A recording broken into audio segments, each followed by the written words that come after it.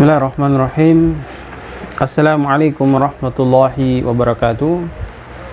Alhamdulillahi rabbil alamin, wa bihi nasta'in ala umuri dunya wa din, wa ala alihi wa sahbihi ajma'in, amma ba'd.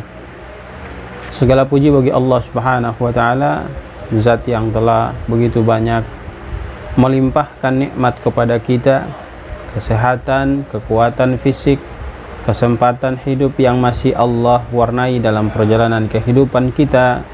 Hendaknya kita jadikan sebagai sebuah kekuatan untuk lebih mendekatkan diri kita kepada Allah subhanahu wa ta'ala, berusaha menjalankan perintah-perintah Allah, lantas kita pun berusaha menjauhi larangan-larangan Allah subhanahu wa ta'ala.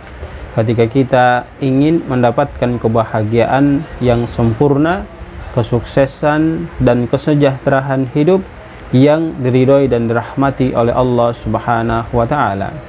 Salawat teriring salam semoga senantiasa tercurah, terlimpahkan kepada junjungan kita Rasulullah Muhammad sallallahu alaihi wasallam. Para pemirsa TV Dakwah Al-Seru yang sama dirahmati dan dimuliakan Allah, ayah bunda kaum muslimin muslimat yang dermawan dimanapun Anda berada. Kita di kesempatan yang sangat berbahagia ini akan kembali membahas bagaimana amalan-amalan yang harus kita lakukan, yang harus kita lestarikan sehingga amalan itu bisa memanjangkan umur kita, kemudian meninggikan derajat kita di hadapan orang-orang yang tidak mengamalkan amalan-amalan tersebut. Kemarin kita sudah bahas terkait dengan segala sesuatu yang kita lakukan itu pasti mendatangkan pahala. Jadi proses daripada kehidupan kita ini ada dua yang kita hadapi. Yang pertama, ketika kita lalui dengan ridha dan rahmat Allah, mengikuti sepak terjang yang dicontohkan oleh Nabi Shallallahu Alaihi Wasallam, maka kita akan mendapatkan pahala dari setiap gerak yang kita lakukan. Ada juga di sisi lain, ketika kita tidak merujuk kepada Al-Quran dan Sunnah, kemudian tidak mengikuti perintah Allah dan mengabaikan perintah-perintah Rasul SAW, maka kehidupan yang kita isi ini tentu akan mendatangkan dosa bagi diri kita.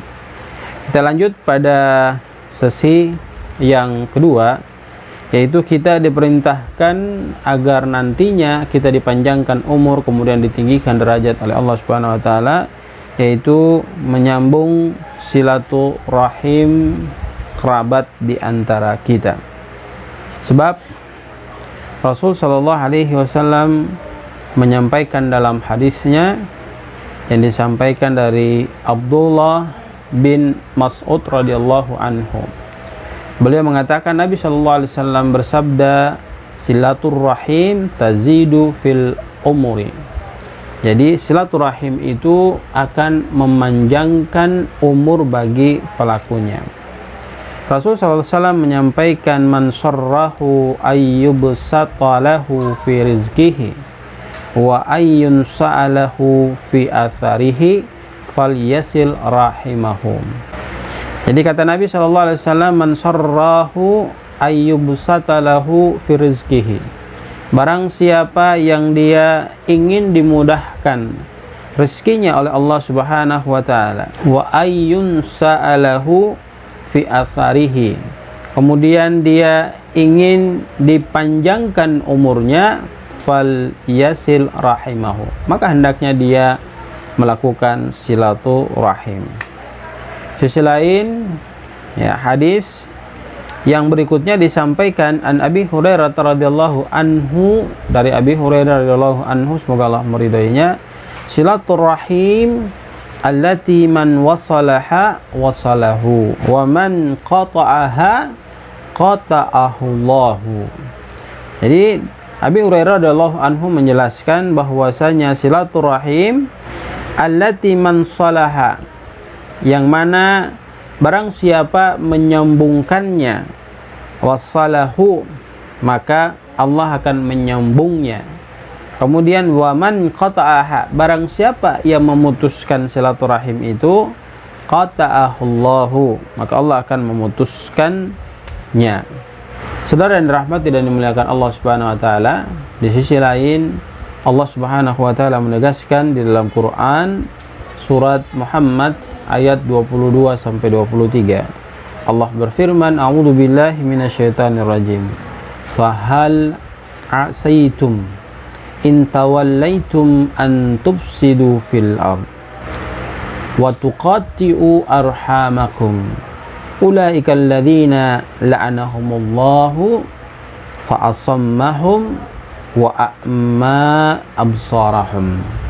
Apa artinya jemaah yang dirahmati dan dimuliakan Allah, ayah bunda para muslimin dan sama dirahmati yang diberkahi oleh Allah Subhanahu wa taala? Allah tegaskan, fahal asaitum in tawallaitum an tufsidu fil ard. Maka apakah kiranya jika kamu berkuasa lantas kamu mau melakukan sebuah perusakan di permukaan bumi ini. Kemudian di sini dijelaskan wa tuqatti'u arhamakum. Kemudian kamu ingin memutuskan tali silaturahim, ya, kekeluargaan di antara kamu. Ulaikal ladzina, sesungguhnya mereka ini adalah orang-orang, yaitu apa? La'anahumullah, yang Allah melaknat mereka. Fa'asammahum, tidak hanya sekedar melaknat mereka, Allah memberikan mereka itu menjadi tuli, ya, mereka itu menjadi tuli, tidak bisa mendengar. Telinga mereka dijadikan tuli oleh Allah Subhanahu wa taala, akibatnya tidak bisa mendengar. Wa a'ma absarahum, kemudian penglihatan mereka ditutup oleh Allah Subhanahu wa taala sehingga mereka tidak bisa melihat. Maka kita dapat menarik sebuah kesimpulan, sesungguhnya ketika kita ingin mendapatkan keberkahan dari Allah dalam perjalanan kehidupan kita ini, marilah kita menjaga silaturahim di antara sesama kita. Sebab silaturahim ini insya Allah akan menjadi jembatan untuk memberikan pencerahan dalam kehidupan kita. Barangkali di antara kita ada yang tidak senang satu sama yang lainnya, maka dengan proses silaturahim ini insya Allah kedekatan di antara kita akan menjauhkan kebencian yang mungkin selama ini berkembang dalam jiwa-jiwa kita.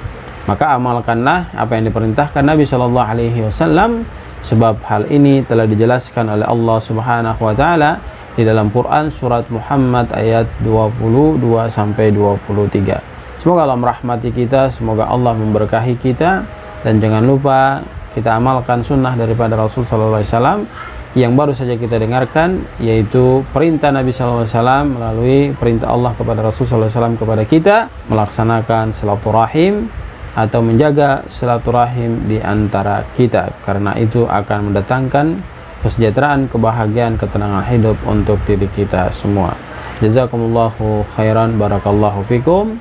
Subhanakallahumma wa bihamdika, asyhadu an la ilaha illa anta, astaghfiruka wa atubu ilaik.